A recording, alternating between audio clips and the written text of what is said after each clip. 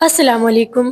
آج کی ویڈیو میں ہم بات کریں گے ایک کنٹروورشل سٹیٹمنٹ کے بارے میں جو کہ فیمس سنگر حمیرہ ارشد نے پاکستان آئیڈل کے ججز کے خلاف دیا۔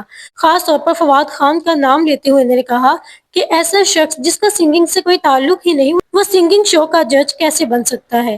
اس کے علاوہ انہوں نے اور کیا کیا کہا بتائیں گے آپ کو آج کی اس ویڈیو میں۔ اس ویڈیو کو انت تک ضرور دیکھیے گا، اور اگر آپ نے ابھی تک چینل کو سبسکرائب نہیں کیا تو سبسکرائب کر کے بیل آئیکن کو ضرور پریس کیجیے تاکہ آئندہ آنے والی تمام ویڈیوز کا نوٹیفیکیشن بآسانی آپ کو مل سکے۔ ناظرین، حمیرہ ارشد جو کہ پاکستان کی فیمس سنگر ہیں، حال ہی میں انہوں نے ایک انٹرویو میں کہا کہ پاکستان آئیڈل میں ایسے ججز شامل کیے گئے۔ انہوں نے خاص طور پر فواد خان کا نام لیتے ہوئے کہا کہ فواد ایک ٹیلنٹڈ ایکٹر ہیں، مگر ان کا سنگنگ سے کوئی چن کو اگر شو میں لانا بھی ہے تو صرف گیسٹ اپیئرنس کے طور پر، نہ کہ مین جج پینل میں۔ حمیرہ ارشد کی یہ باتیں سن کر سوشل میڈیا پر لوگ ڈیوائیڈڈ ہیں۔ کچھ لوگ کہہ رہے ہیں کہ فواد خان جیسے سیلیبریٹیز شو میں سٹار پاور لاتے ہیں، جبکہ دوسرے لوگوں کا کہنا ہے کہ میوزک شو کو میوزیشینز ہی جج کرنے چاہیے۔